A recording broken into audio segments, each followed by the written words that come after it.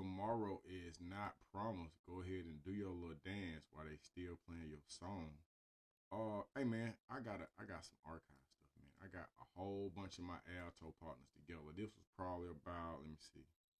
This was 11 years ago, bro. This was 11 years ago. I got some vets off in this thing though, bro. I got some real vets off. Oh shit! Don't do that. Excuse my language. Don't do that.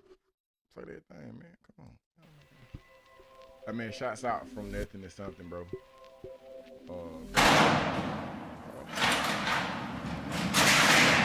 Nelson helped me out a lot.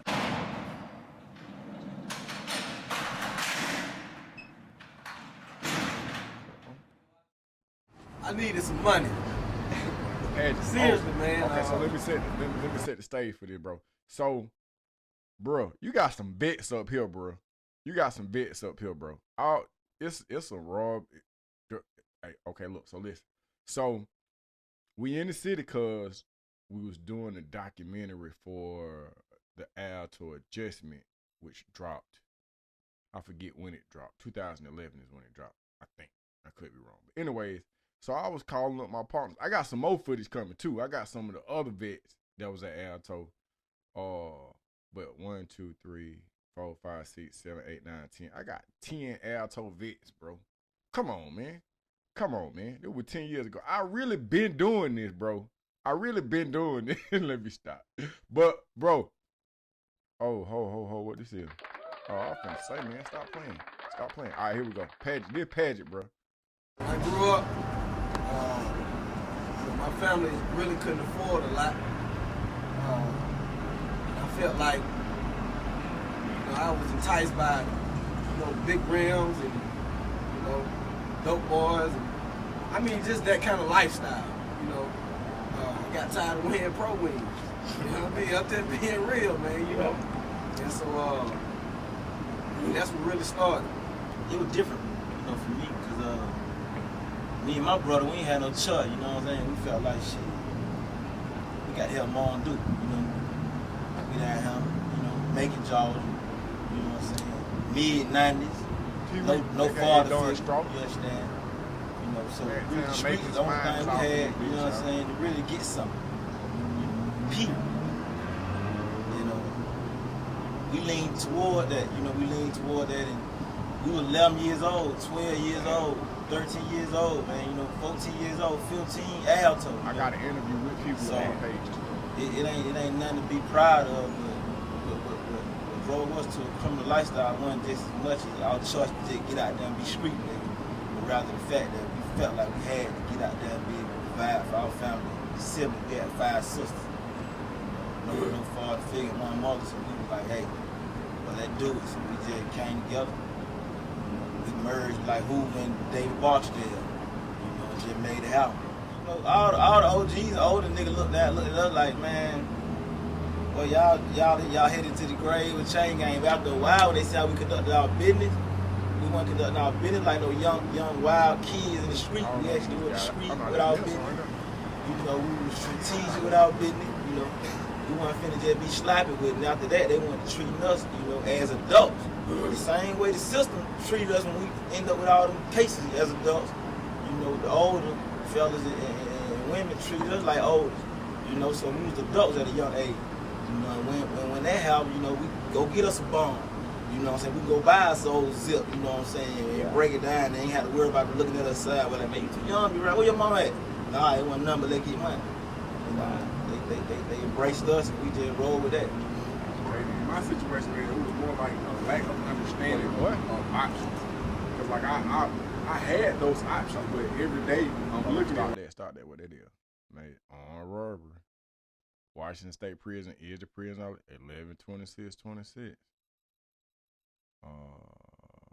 Inactive. That boy had something stupid on his mind.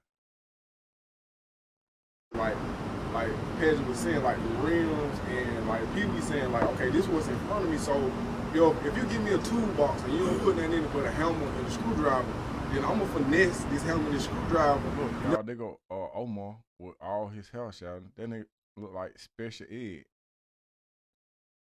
Omar had a whole lot of hair then, boy.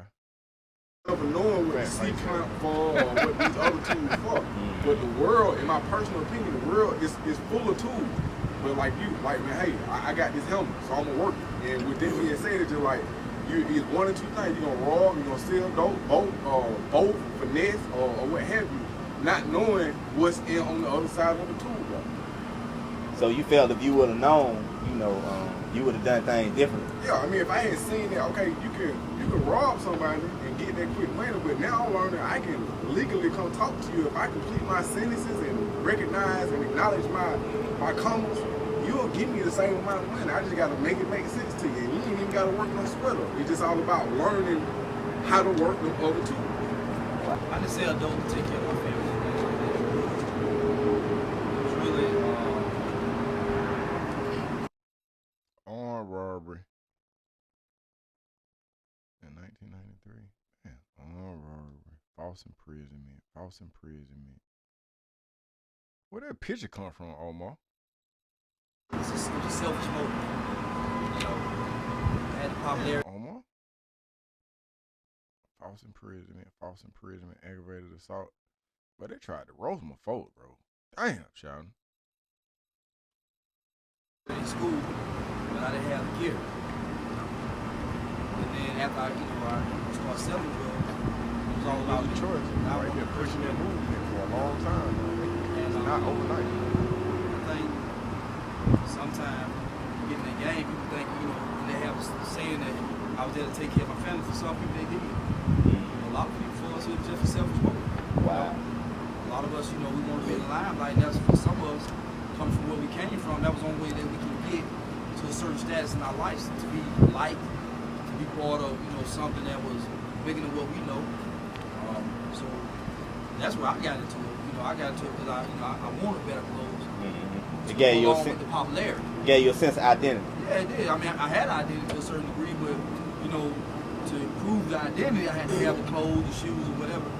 And so that's the reason why I got it. But then I didn't realize that it was affecting the way I think. It started making me more aggressive. It started making me have a worse attitude. Everything I started looking at had to be about hustling. So I went from one stage selling drugs to bitch armed robbery. Because now I had to get money by any means necessary. My situation was kind of similar to all these guys' stories. Money drove me to crime. But I think mine was like, I always seen.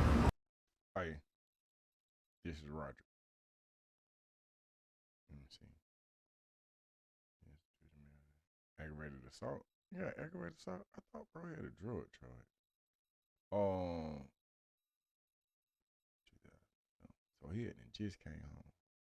The only thing is, bro. Growing up, me and bro used to chop the newspaper up, man. We used to chop the newspaper up every day at Washington State Prison, bro. And he used to tell me all the stuff he was gonna do. And at the time, bro, he had a whole lot of time. But he never talked like he had a whole lot of time. Hey man, bro got that. Hey man, hey, Faith Move Mountains. Shouts out to Rod, man. Rod, one of them guys, man. That dude, we sit there and do the business section. Then one day, not too long ago, I drove to his estate. The man got his own boats on the property, but we're gonna leave it at that. But hey man, Rod, one of them guys, bro. my whole family is hustle, and everybody around me had money. My mama, my dad, my stepdad. It wasn't that for us to just hold my bags of money on the table, and I counted at the age of 11, 12 years old. I started crying. I say, 11, I was smoking weed. Because I'm smoking it now, of course, I'm going to sell it. It was all in my life. My father and my stepfather both, did their thing. It was like that hard. And so for me, the lack of knowledge also played a part because I ain't had all the tools that I think I needed to put me on the right path. But then I think ultimately I got caught up in what I heard Omar speak of was an identity crisis. And that kind of really pushed me out there because I didn't know who I was. I had a mama, that church-going, God-fearing woman that instilled that in me. But at the same time, my father, my stepfather, they giving me the street. And the G's on the street, they just teaching me the game, and now they teaching what only they want me to get. Yeah. So now I'm bumping my head, falling on my tail, you know, and I'm learning from my own. So now, like, it ultimately it came down to survival. Cause now I'm out here, niggas busting my head, I'm busting other niggas' head, and now like, well, I gotta survive now. So I put on a mask, and before I know it, you know, I became what I was trying to portray. Wow.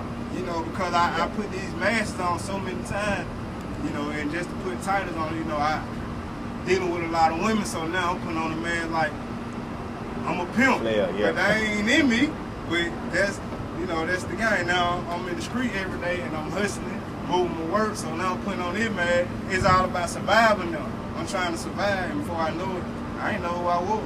Wow. And in the search of trying to find out who I was, I got lost. Got You know, and it just was spiraled down. And it wasn't no crime I wouldn't commit. But did your It conscience? wasn't nobody I wouldn't hurt. Family, friend, you know. Wow. Because now I got to survive. I got to live. And that's what was in my mind. I'm listening to everybody else, right? And like, I hear everybody's story is kind of simple. But I think mine might be simple to too. my brother right here.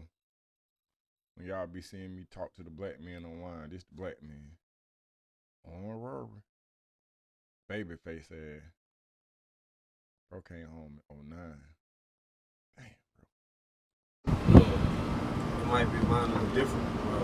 My mom and my dad, they didn't live together, but I always had a father. He was there every day of my life. I could call him. If I wasn't staying in his house, I was with my mom. I didn't need anything, he always there. So like my biggest influence before getting in the street and keeping it home, Tupac. Wow. Dead ass serious. I used to listen to Tupac. I was like 10 years old when Bill Against the World come out. And I remember when, right before he died, he had put out All Eyes on Me. I felt like he wrote Shorty Gonna Be a Thug for me. Wow. That was like my thing song. I get up in the morning, some people smoke weed, I wasn't smoking weed. I used to get up and listen to Tupac. I had the Walkman, the Discman, not the Walkman, but the Discman. I used to listen to Tupac, and that's what I wanted to do. And then another thing, I think it was 96, I saw Set It Off. I was like, if these 4 bitches get robbed with bank, I can do it. I mean, I'm just keeping it alive. Oh, no, I If they like can that. rob I a like bank, that. I can rob a bank.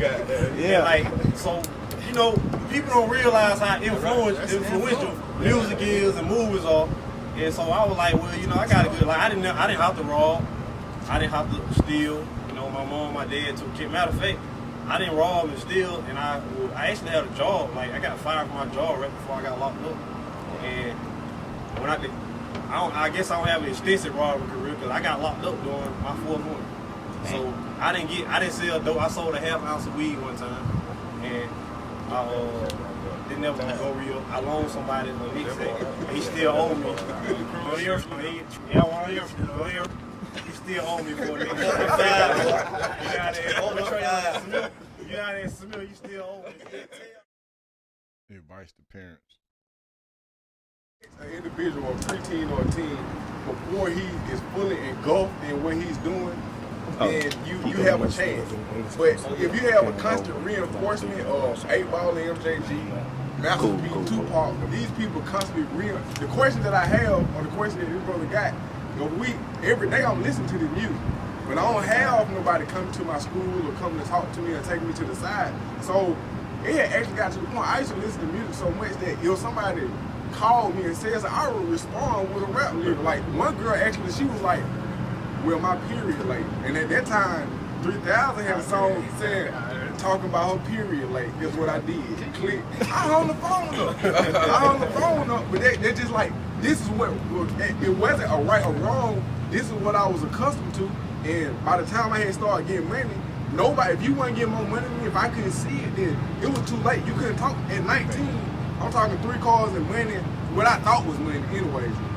If you talking to me, you need to be showing me like what you got. Because if you ain't got what I got or more, then it's no conversation. It's too late, I'm gone. You gotta catch the kids, man. You know, like I said, I had good parents, but you can have a mother and a father in the household, but the only thing, I think the most important thing with parents and young kids is, especially getting them into age, like I was 15 when I was arrested for wrong robbery. Bro was 14, 13, 14. He was 14. But it's like, you gotta teach your kid how to make the best decision and understand that you gotta be able to live with the decision you make. to get out here. You know, if you got a good parent, a good mother, a good father, my daddy wasn't able to stand over me all the time. My mom wasn't able to stand over me when I leave out of the house and get on school bus or whatever. So you gotta make your kids understand that when you make your decision, you need to be ready to take whatever comes with it. And they need to stay in the youth business. Oh yeah, my mom was so shocked when them folks were reading out them charges. Well, it hurted me just to see how responded. Yeah. It hurt my folks too. Shit, Like, what you were doing? I think that's the biggest thing. dad I think that's the biggest thing. As parents, you don't see the influence that really inspire your kids to do certain things. Cause I do now. Now I'm sitting there and think. I remember, you know, one of my biggest influences was listening to NWA. I mean, I really it took you from one level of thinking to a whole nother level because they came out so hard. You know, it made you. Well, I can't say for me. Now, I used to be like zoned out. But I used to, you know, NWA, especially like when Spice One came out. Like I was like zoned out. Like before we hit a robbery, we used to be riding free in 98. And, you know, I'm hearing the beat and I'm listening to Welcome to the Ghetto. You know, just talking about armed robbery. And I'm listening. There used to be another group out called Hard Boys from Atlanta, and they had a song called Armed Robbery. You know what I'm saying? And I just remember listening to that stuff, man. I'm like zoning out, like, you know, really allowing my mind to drift over into the reality of that. You know, remember my favorite song was Gangsta Gangsta, NWA. You know, so it was a big influence. You know, the music was a big influence. That's why, you know, now, you know, in my mentor program, I'm all about encouraging the kids, about parents, about what our kids are listening to, you know, and what they're seeing on TV, because it's such an influence in their life, you know. And it was, and I thought about it, it was a big influence because it made me feel the way they rap, even though they probably never do, you know. Yeah. But I'm feeling Out of it. that today. You know what I'm saying? I'm zoning out, you know, getting ready to go do something, and just geeked up. You know, I didn't even really smoke. I smoked weed here and there, drank a little bit, but it never had a problem. But music was more of a drug for me. As I'm listening to it, I'm getting more amped up, you know, and just ready for anything at that time. So yeah, it was a big influence. Yeah. Off the rip, the influence stuff, the music, I can't go for that. And I was- Yo, look, this nigga go always disagree with everybody. That's what I know about BJ. It don't matter what you think. He could agree with your ass 200%. I can't go for that. But I got a video I'm about to release because this BJ now, he done put some weight on. Let me see what the charge is. Okay, on 2. Armed robbery. Nothing but some robbers up here, bro. That's crazy. I'm what you call a killer. I want to hurt folks. That was my Yeah. thing. And I know listening to NWA rapping, you can't tell me you gangster, you in the studio doing that shit now. Because I'm in the streets, so that didn't influence me. Because you got too much time on your hands signing a contract, nigga. I'm catching you outside the door. I'm gangster for real. So I ain't had no influence. Yeah. And like I said, my mom was on crack too. That what put me in the street. Right. Cause my mom on crack, nigga, you better not sell a shit. I'm gonna kill everybody up in this bitch. That was me. So you say my mom's a dope, I'm coming to deal with you. I don't even want your money. I think I'm you just should. gonna come bust your head on the GP. Wow. So what's See, I your like to say, real quick, smile. See, I had both parents in my household all up until about a year before I got home. You see why we call him Smile with armed robbery. I was incarcerated when I was 16. Well, I caught my case when I was 16. I went down the road when I was 17. And see, I had my dad in the house constantly, the whole while. And see, my thing is, see, I had my mama telling me what's right. I had my daddy telling me what's right too. But my mama was a corporate woman. My dad, he was from the west side. He's just from the west side. Yeah. From the up, Simpson Road. And so he's like this. He gave me the streets, but he also told me to stay away from the street. wow. But see, my thing was, my fascination was the money. I could get it quickly, and I didn't have to put that much effort. And see, my daddy, I could talk to my daddy. We had an open relationship. I could tell him, you know, I'm out here doing this. He knew I was selling weed. He knew what I was doing and things of that nature. And what he would do, he would encourage me. He would tell me, well, you know, if you got caught, you got to do the time. Don't do no crime that you can't do the time for. I remember November 8th, 1999, when I got sentenced. I called my dad from the payphone. Tell him, man, I'm finna go in here and see what they talking about. He like, remember, you did the crime, you got to do the time, man. And so I'm like this. My major influence, when it comes down to it, was the love of money. Wow. Wanting more. I wasn't raised in a household where we didn't have everything. We didn't have it. We had lacks and things of that nature. But for the most part, everything I needed, we had. I ain't have everything I wanted, but I had everything I needed. And I believe as I was growing up, just the fascination for more. I wanted, people would give me shoes. I want Nikes. I want Reeboks. I want Air Max. I want Reebok pumps. Street balls. Yeah. I want some damage, some Paco, Payco. You see what I'm saying? Carl Canal. I want to be fresh. Have a couple gold necklaces on ring. Then I used to consider myself as a little playboy, so like have money to flash before the girl. Started drinking when I was young. Started smoking when I was young. Dad had never condoned me smoking, but I could drink with him at any time. Damn. So I had boundaries. I understood the boundaries. But I'm like this. I agree with the parents got to be in your business, knowing what you're doing. But I'm like this. It also feel I can't say that I didn't know there was a better way because I did. I just chose the easier route. I understood that I could work and have a good life 10, 15 years down the road. But I had to finish school first. Yeah. I thought I was grown then. Forget school. I go to school just to get off a bum. Get off a bum to school. I can sell an ounce in a day.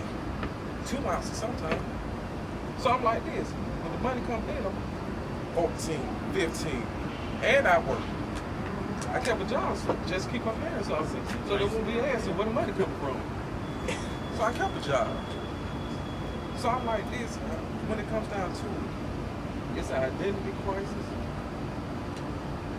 Not knowing who I truly was. I believe this personally.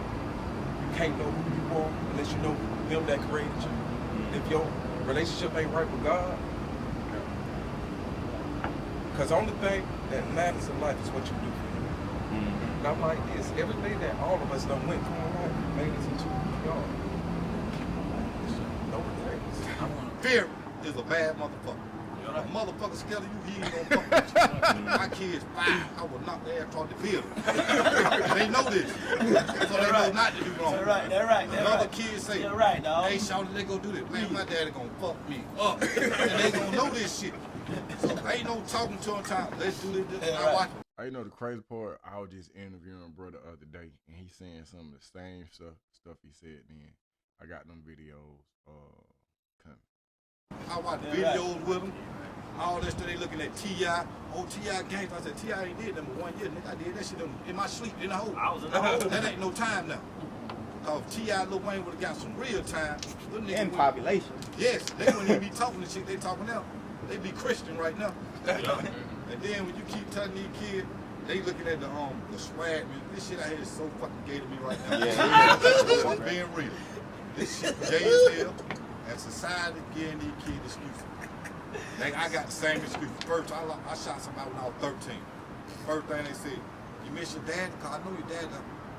Hell yeah, I miss that nigga. This shit gonna get me up out there, motherfucker. You don't throw me the excuse. All I gotta do is take him and run for the touchdown. So I ain't gonna say no music influenced me. My daddy wasn't there, because I ain't know the nigga any goddamn way, so it didn't matter. It's about fear.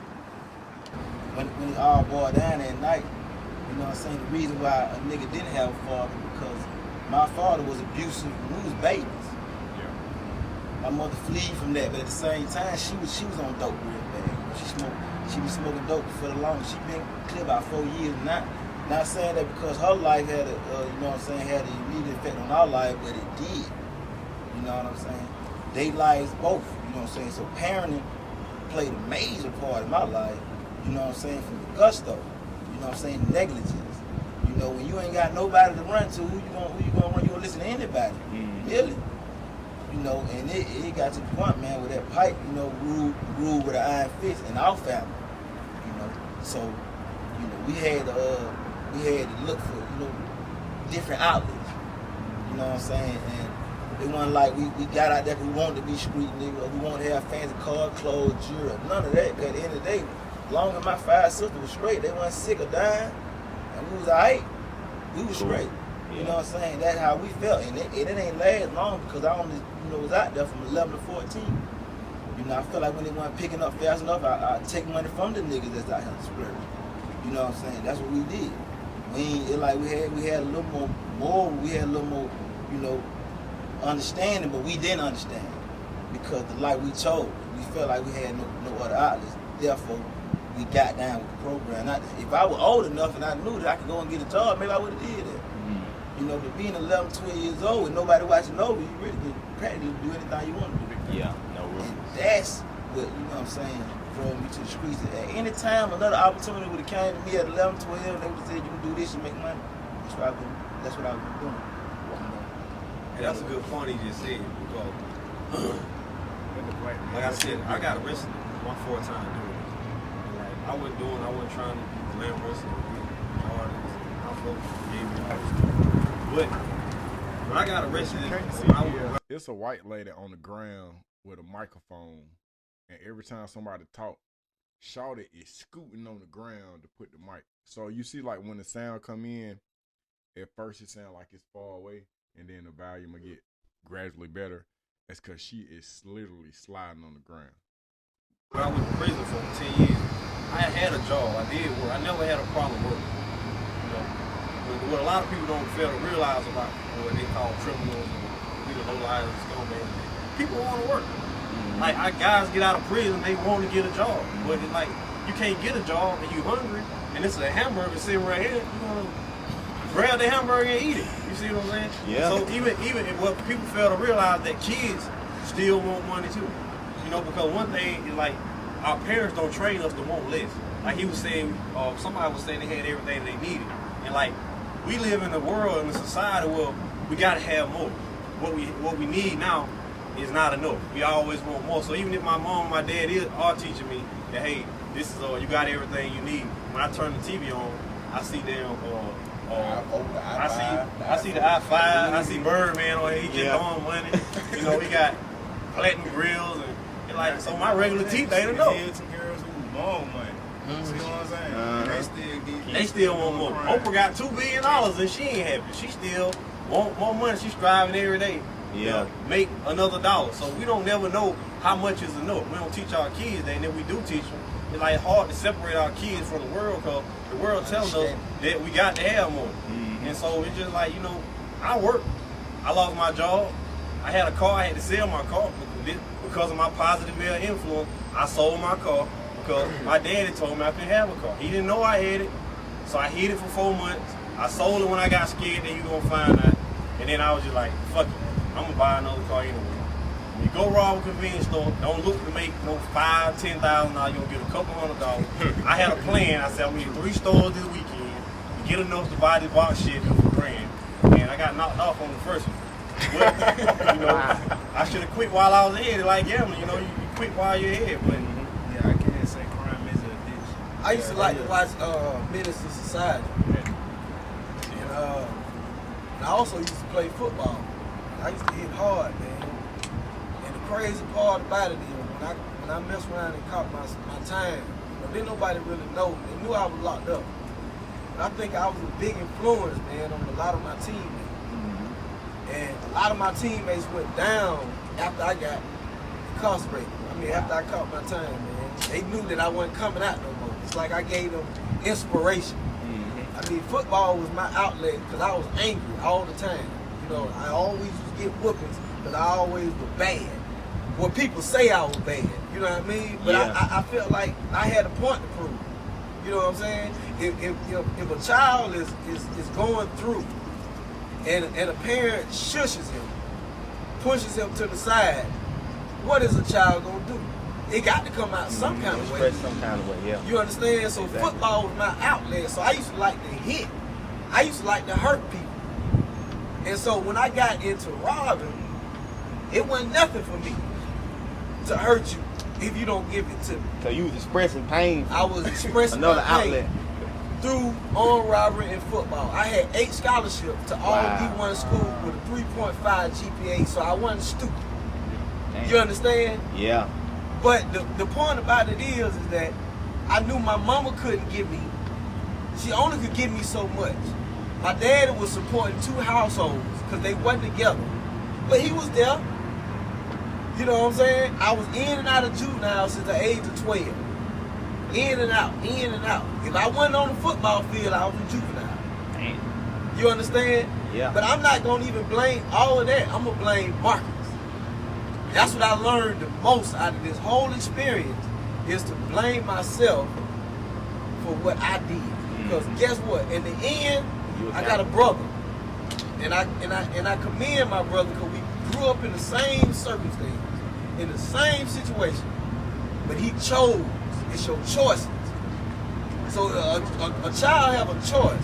Am I gonna wear these pro wings? And I know these folk gonna be talking about it, you know what I mean? I know they gonna try to lift my pants up so they can see what I got.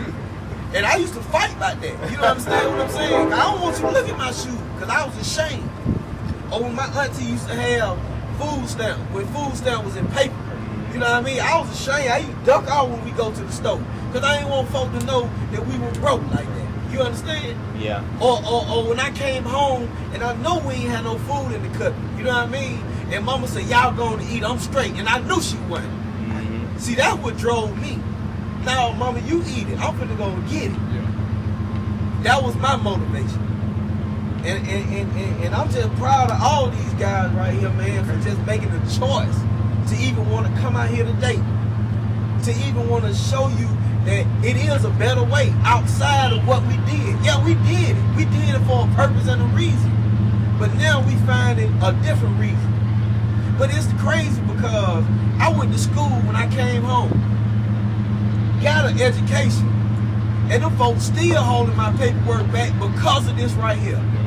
That's what people need to know. Yeah. Just because you go inside and you get out, guess what? You ain't worth nothing to nobody.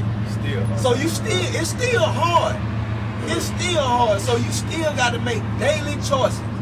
Am I going to do right or am I going to do wrong? It's easy to do wrong and it's harder to do right. You know what? Grown men make choices because I feel like, you know, you got a list of choices. You're a man now. You know.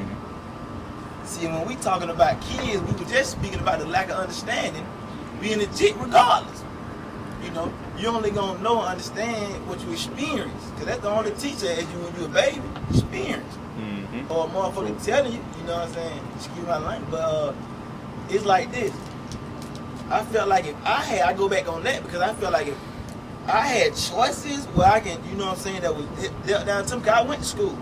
Even though my mama, you know, took her check, she got to it, you know what I'm saying? She made sure that, you know what I'm saying, we got up to attend school. You know, even if we ain't make it to school. You know, she got us up to say, hey man, it's mandatory that y'all go to school. You know what I'm saying? So we weren't stupid, we weren't illiterate, you know what I'm saying? But we was aware of what was going on in the household. It wasn't no secret. You know what I'm saying?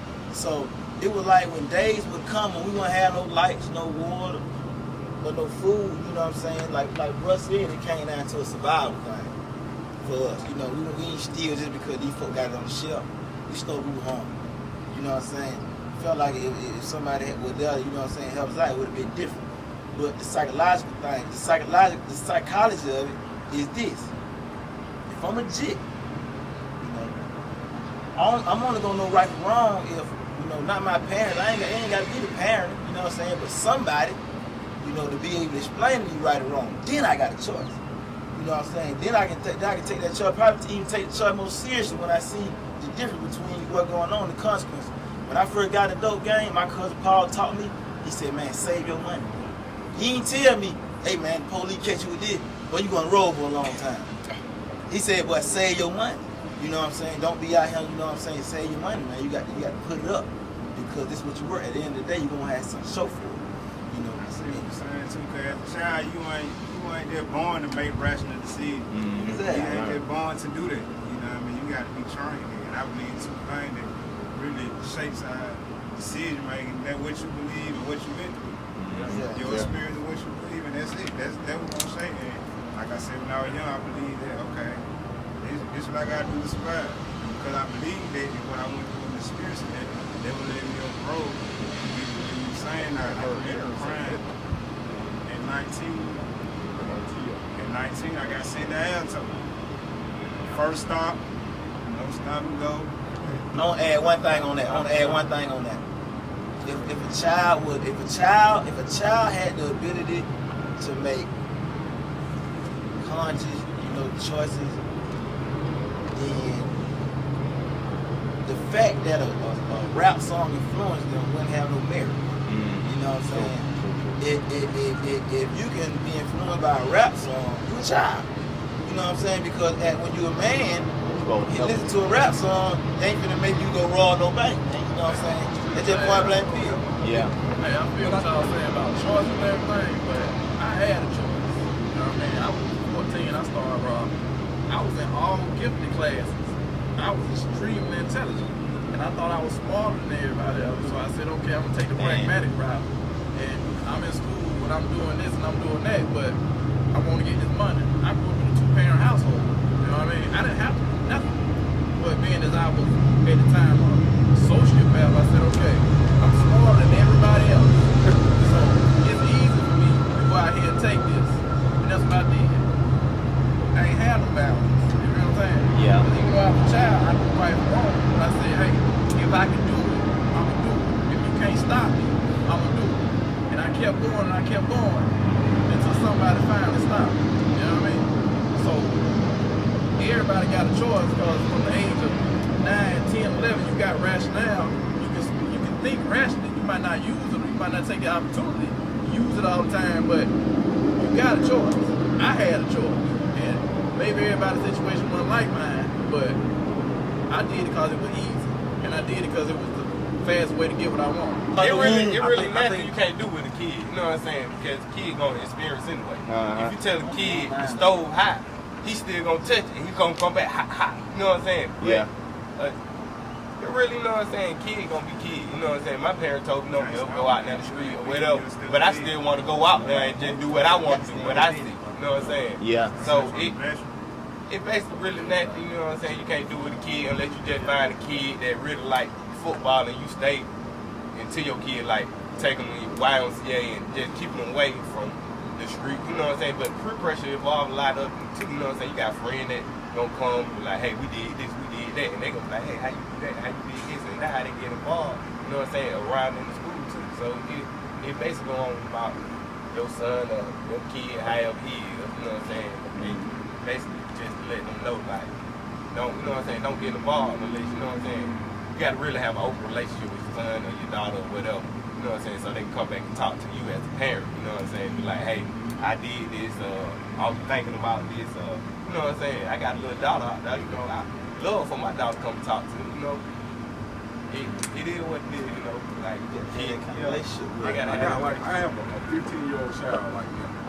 And what I do, how I separate myself, not to blame my parents for anything, because I think that an individual can do only what they can do. I'm not asking you to spread the sky up there and call you little baby Jesus. But what I'm saying is, at 15, I have to be extremely realistic with her. When I say extremely realistic, if a female called me and she digs or she has no real identity, when you call my daughter in the truck, I put you on speakerphone, and I'ma handle you how you want to be handled. If you respect yourself, you put yourself up on this big fella, and that's how I'm gonna treat you. But if you come at me on some Glenwood County Road type action, that's how I'm gonna handle you. And what I teach her is, if you want to be treated a certain way, if you want to be spoken to in a certain form, then you got to carry yourself. If you walking at 15, she gonna have a boyfriend. I don't like it, but it's just real. Okay, if you walking in the hallway and y'all get to a door, stand there, let him open up the door. If he don't open up the door, then you don't walk into the door with him. If the boy say something that you're not in agreement with, then just go to silent mode. Don't talk to him unless he starts speaking in the fashion in which you want him to speak. Because if you allow him to speak down to you, then it creates a habit. It creates a habit. And I think that with anything, you got to be real. I'm in your business, but I'm in your business to the degree where I'm like, listen, I want you to make the best decision. I'm not going to try to rule with an iron fist. If I'm going for a job interview, guess what I tell my daughter? I'm doing the research on this company because when I go in, I want the boss man to know, I want him to know that I know what I'm talking about. Or if I'm starting a business, hey, I'm taking up information in this neighborhood to see what's the best place for me to put this investment. Is it really a logical decision? When you start talking to kids like they're adults, when you start putting them in a situation where it's not just I'm ruling this, I'm putting you in a critical thinking situation. Hey, what's going on? Right. My daughter, she broke her phone 2 days after I bought it. Do I go buy her another phone? Hey, look, you broke the phone. So now you're going to have to keep this phone till next Christmas. You made a decision, you lacked off, you didn't get the black case, which I told you to get because you wanted the pink one, and now you cracked, your phone cracked. So now you got to deal with it. But it starts with small situations. If you don't work out, you eat, you see the fat girl standing at the bus stop, that's going to be you. If you come home with some D's and some C's, nothing against nobody who work at Walmart, that's where you're going to be working with. If you think you're bad and you want to go out here and start doing the voodoo to everybody, you're going to be pregnant. You're going to be like somebody else, or you'll be at pinups or something like that. Though. Not taking nothing away from them. But if you want to raise somebody that's going to be something, you have to think about everything critically and come at them like y'all both got some sense. I believe, see, I don't have kids, but my lady has a son that's 10. I'm like, this is one thing you can't be with your kids, but that's not naive. I'm like this, you can't think that your kid or your child is above influence. You got to know that they're being influenced by something. And like Bruh said, if you're constantly in their life, you might not be able to stop everything that they do, but you're able to be a step ahead. You can look at your child and be like, all right, like my mom, when I did my crime, it just surprised the whole family. It was like, what? I know he did. You did what? But they fail to look at the signs. I don't blame them. I don't. But I'm like this. If I would ever have kids, and the same thing I tried to do with my girl, her son, Hey, y'all, I want to apologize, bro. I had to, I just text, State Baby Nino. I mean, State Baby Nino. Well, State Baby TV. Y'all go log in. Y'all go, subscribe. And then I got a brother by the name of David, who is in Alabama, and he doing some remarkable things. So I'm gonna be coming with them interviews soon. try to show her not to be naive to the situation. If he lied about little stuff, you got to correct that. If he lied about something small, he'll lie about something big. Or whatever it may be. I'm like this, we just got to get everybody a message. I don't think you can write a book on how to be a parent, a perfect parent. Yeah. I think it's something that you have to pray about constantly to ask God to give you wisdom. Because it's trials every day. It's trial and error every day. You see what I'm saying? You know, people with large families. And everybody might be good kids, but you had that one. And do you blame yourself, you know, when you quote the same thing, all of them not. You know, and I think it's just trial and error, you know what I'm saying? But, you know doing mentoring, talking with parents, like something I say, you have to be informed. You have to let them know what's real out here without crossing the line. You know, you have to let kids stay in a child's place. You know, you have to monitor these kids. You know, if they're having too much time on the computer that's not being productive, you need to take that from them. If you have too much time on TV and you're not doing anything, we need to make sure you're doing something productive. You see what I'm saying? Where our parents, or our family push us out there to cut grass when we're young, make some money. You see what I'm saying? Or got our kids out there learning how to ride bikes. You know, simple thing that we've looked over so much now in the last modern 20 years. You know, is the reason why some of us are where we're at. And for us, parenting might be a little more hard because we miss so much of our life in prison. I'm glad he said something like that because I got 3 girls and just had my little boy. And I'm learning. There's 2 things I know for sure. I put my life on it, man. I ain't a best parent. I can't write a book on it, but I guarantee you can't raise every child the same way. They are so different, and that's why you got to spend time with them. I can't do with my older daughter what I can do with my middle girl. I can't. I got to whoop her, but I got to take charge from her. I can whoop my middle girl all day, but until she bleed, but that girl do not kill. She gonna do it, but let me take something from her. But she a whole nother story. Yeah. You cannot raise them the same way. You got to be into their life. You got to be out there. And another thing I know for sure, but you can't do it by yourself. I believe strongly on the old cliche, you can't. It take a village to raise a child. Just as much, you don't heard all the influences. They drove us the wrong way. But we got to quadruple that to send them on the right path. So they got to have just as much weight of positive influence to push them in the right direction. Because their weight of the negative influence far outweighs the good. You know, 2 things I just had to say that. Yeah, I'm good. Now, hey, I think I want to answer your original question was you asked what would we tell a parent that has a child that's going on the path. that we went down. I think the best thing, what I tell people this all the time, is that if you got a parent that has no experience, what I tell a parent is let me talk to them. I do this all the time. And you know, it's like if your child is looking like they want to go towards the street and you damn got a PhD, you do science and you work over here at World of Coke and you don't know shit about half a brick or you can't cut up an 8-ball or a crack and your son want to be a crack dealer, you need to take him over here and let him talk to people. Somebody that's where you at right now. Yeah. And he's been there and he done already messed up. It's like because you're not your kid is not they're gonna listen to you, but they're not gonna take heed. You see what I'm saying? Because if you wanted your son to start being able to be the best 3-point shooter, and you knew Ray Allen, guess who you gonna call to train your son how to shoot 3-pointers? Right. You gonna say, hell, I don't know how to shoot. I can't make a free throw. I gotta teach you how to shoot a 3-pointer. Let me call Ray, man. Ray, can you come help me with my son? And I think it's everybody. Okay, when I was coming up, we had positive examples. You had the Cosby Show, which gave you a household with 2 college graduates as parents. Different World, which was a college or African-American college television show. Not to say that I'm basing my life off the Cosby Show, but in my mind, even if when I was doing that, I was like, you know what, I want to go to college, I want to be a lawyer. I had an example of what I wanted to be, as opposed to now what we have is reality shows. Even BET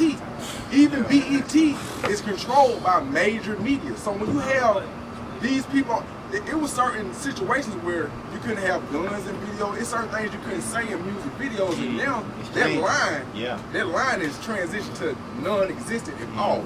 You got your reality TV, then the internet, which is supposed to be an advancement in technology, gives people a straight dose of that dope that they was really censored before. Now it's straight to the veins. Because whatever I want to look at, however I want to look at it, all I got to do is type it in and I can get straight to it. If I want to see a black man kill another black man, that's all we got to do is type it in. When years ago, you have to, hey, it's rated R or it's something, you have to go through some special steps in order to get that. But right now, you got people, I'm not taking nothing away from Tyler Perry or anybody else, but you have a lot of African-American males that portray themselves as women, and it's funny now. That's a real good point. It's funny now. Like, even you can go to the internet right now, you have straight guys who have no, and I'm not taking nothing away from homosexuals, homosexual males that can actually make a living off of pretending to be homosexual. It's a bad now. It's like with the skinny jeans and all the leopard skin and all this stuff. It's like right now, it's okay to be that way. This is what I'm exposed to. So when you ask that question, I think that the media definitely has a negative image. Sometimes they'll give you a positive image every now and then, but they'll shoot it down. They'll shoot it down. I would almost assume that there are a lot of stuff is vetoed. Well, we don't. I'm pretty sure it's somebody trying to do something positive in the media. It got to be. But people like negative. They like, look at the reality show. We dwell on negative. We want to see the reality. We want to see.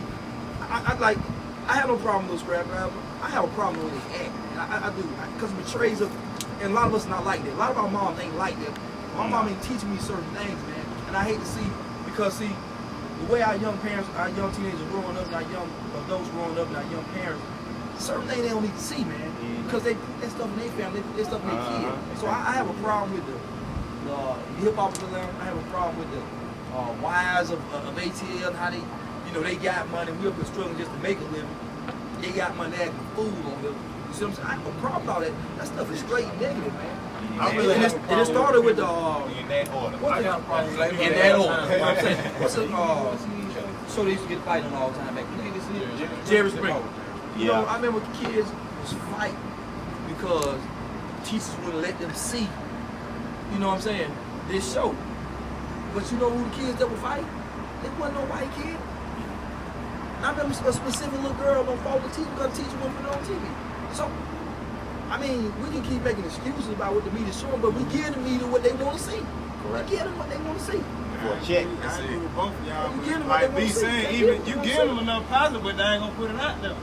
I remember, if y'all remember, I think it was like 2004 or 5. it hit the AJC. They was saying 80% of men coming out of prison had AIDS, and it started a big controversy. Y'all remember that? It was all on news and everything. But they said 80% of men that came out of prison had AIDS, or they were homos. Did they come from Alto? I ain't saying what they just was saying. They teach that. You know what I'm saying? But they ain't showing what these men coming out of, like, when I made a statement, you ain't gonna see this on TV. Unless we put it there. See what I'm saying? we had to fight like hell to get it on I ain't gonna put it on TV. See what I'm saying? But it's people more than us doing this. See what I'm saying? But they gonna show that other, like the statistics of the 80-20, they gonna show that 80. So they portraying us like this to also influence our youth. It's all set up for depression. That's why we gotta be there we gotta be an interruption. But the positive image is so small. It's a minority. Yeah.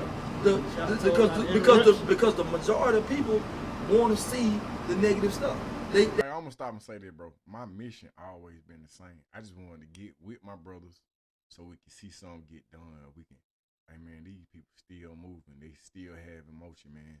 So now I'm just doing the same thing. I'm just trying to get more people involved so we can get more active and we can come up with more results. That's what they pay entertainment for. They pay to see this negative stuff. That's why I said that's why the ratings be so high.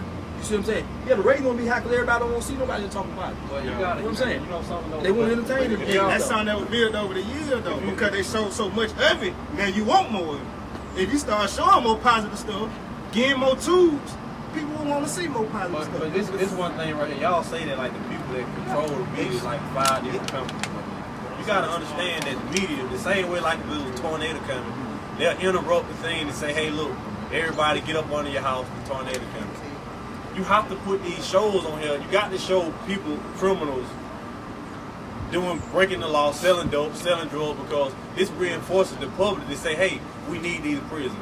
Do you really think that the governor of Georgia really want everybody to stop going to jail? Do you realize how many people are going to stop, not have jobs? Yeah. You got probation officers.